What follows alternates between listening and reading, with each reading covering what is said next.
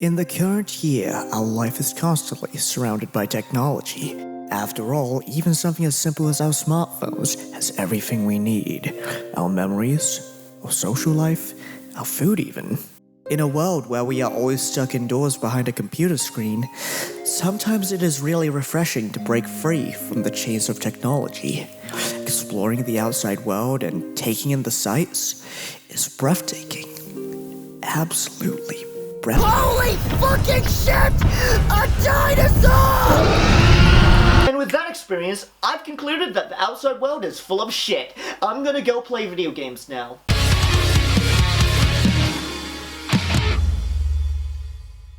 Today I want to talk about a game that I've only heard about recently, and that game being Dino Crisis for the PlayStation. Dino Crisis is a survival horror game series created by Shinji Mikami and owned by Capcom. The series started out with its first release, Dino Crisis, on the PlayStation in 1999, and at the time of me making this video, the series has released 4 games in total. The last game released being Dino Crisis Free, which was released in 2003.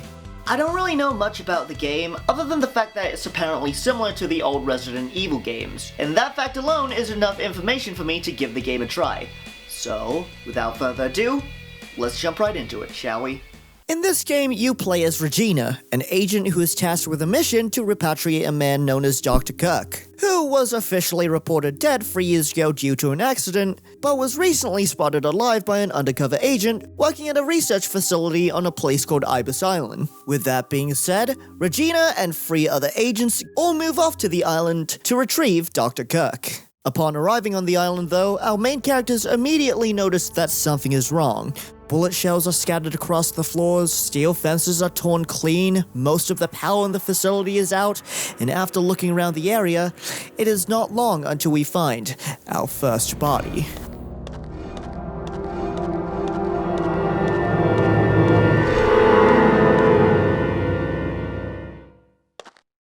That's disgusting.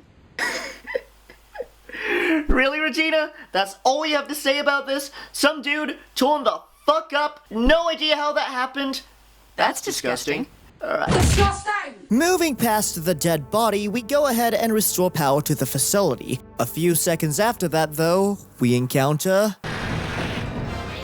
My god, the Velociraptor, armed with extremely sharp claws that can cut straight through you with no effort, a small yet powerful foe. All of my training has led me up to this moment. Who knows if I'll make it out alive?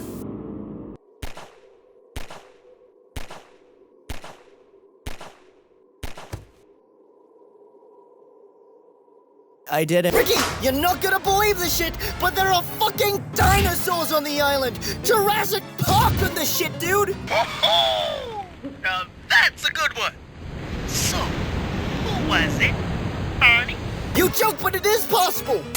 If it wasn't obvious enough, the main enemies in this game are dinosaurs, and as you progress more into the game, new species will be introduced that will hunt you down. The dinosaurs take a lot of shots to kill, but in all honesty, they are pretty easy to take out. Though here's the catch. Ammo and health packs are pretty limited, so instead of wasting your ammo dealing with every dino in the game, you're way better off trying to run past them and only using your ammo when you really need to.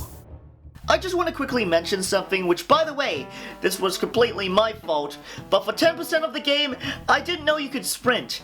So, a lot of my encounters with the dinos earlier kinda looked like this. Oh god, please, no. It was fucked up. I only found out you could sprint by accidentally bringing up the change button type menu, which is, this is fine, It's not like I wasted too much health and ammo, This is fine. This is great. This is... If you manage to get hit by a dino though, not only do you take damage, but you can also have your weapon knocked out of your hands, which in doing so will make you have to scramble to pick your weapon back up. Aside from that, you also have a chance of getting inflicted by the bleeding status, which is represented by you leaving a trail of blood everywhere you go. The bleeding status slowly reduces the player's health over time, but to be honest, I didn't get inflicted by the bleeding status too much during my playthrough. When I did get inflicted by the bleeding status though, I almost always had an item that could cure it, so it wasn't really a huge deal for me.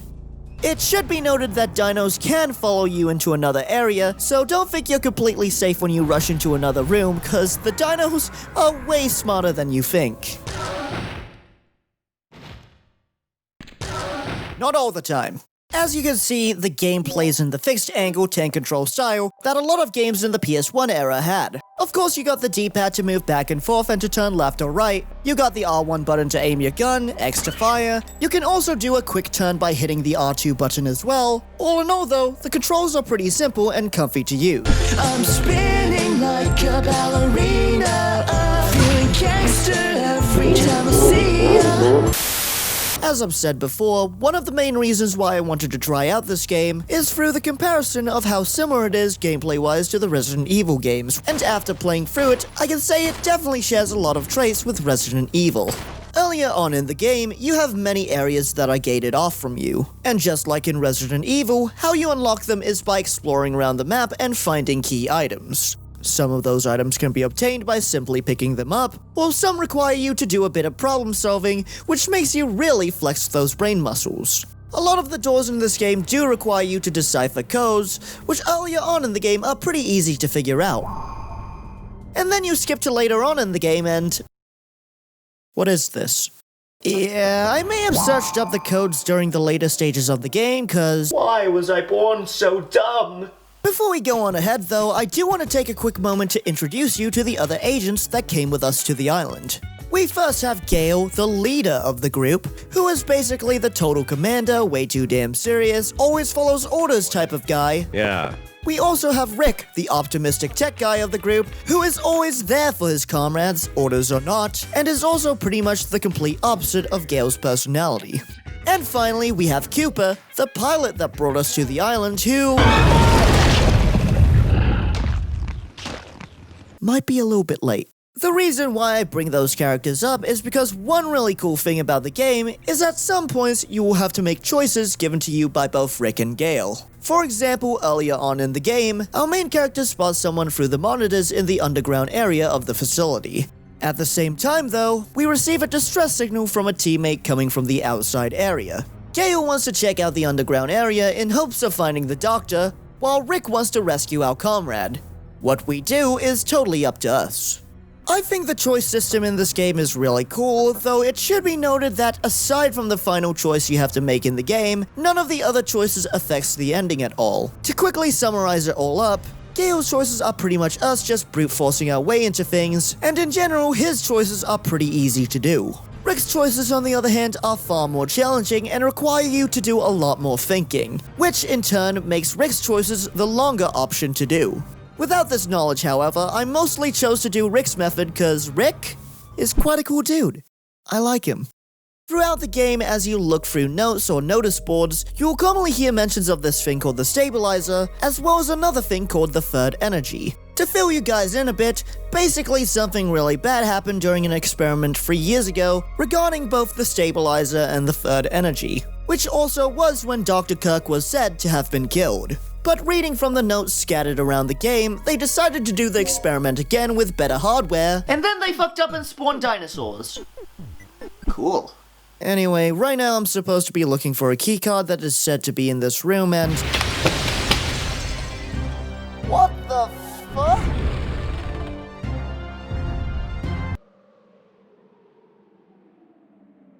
What? Well, there he is. The T-Rex. The main dino that is chasing us on the island. What the fuck? There are a few times that you encounter the T-Rex during the game, and he can be a little bit of a force to be reckoned with. Mostly because of the fact that you can't kill him, and also, he can insta-kill you.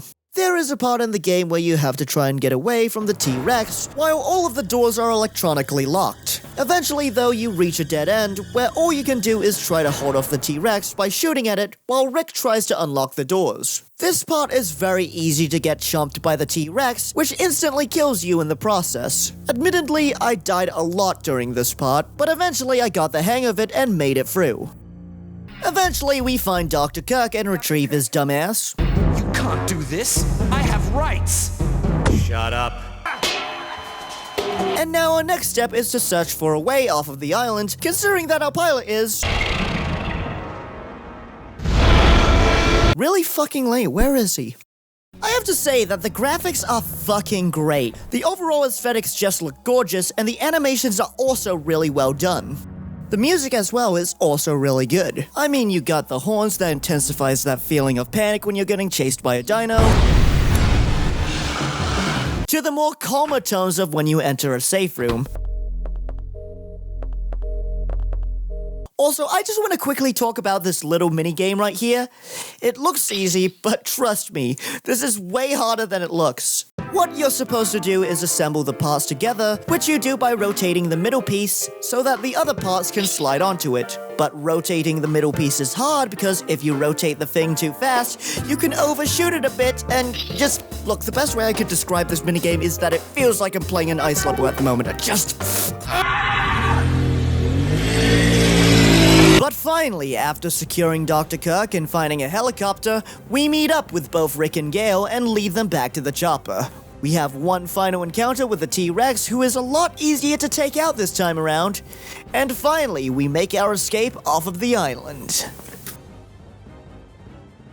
Dino Crisis is absolutely incredible, and I'm super glad that I gave the game a try. As I said earlier on in the video, the series only made 4 games in total, the last game being released was in 2003. Seeing the remakes of Resident Evil 2 and Resident Evil 3 and how incredible they are, I do hope that one day that Dino Crisis will eventually get that same treatment. But I guess for now, all we can do is wait and see what Capcom will do.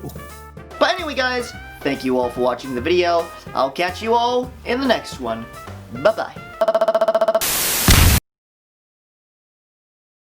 Hey everyone, thank you all for watching the video. I actually had a lot of fun making this one and I'm really happy with how it turned out. You guys have probably noticed that I've got some new artwork, which to that I want to make a special shout out to RedenneDraws for working on them. Seriously, I'm absolutely in love with how they turned out. If you guys want to check out more of their work, their links are in the description below. And before I go, quick special shout out to my patrons, which by the time this video is out, I should have a short behind the scenes video up for you guys on my Patreon page. But anyway, once again, thank you all for watching the video. I'll catch you guys later.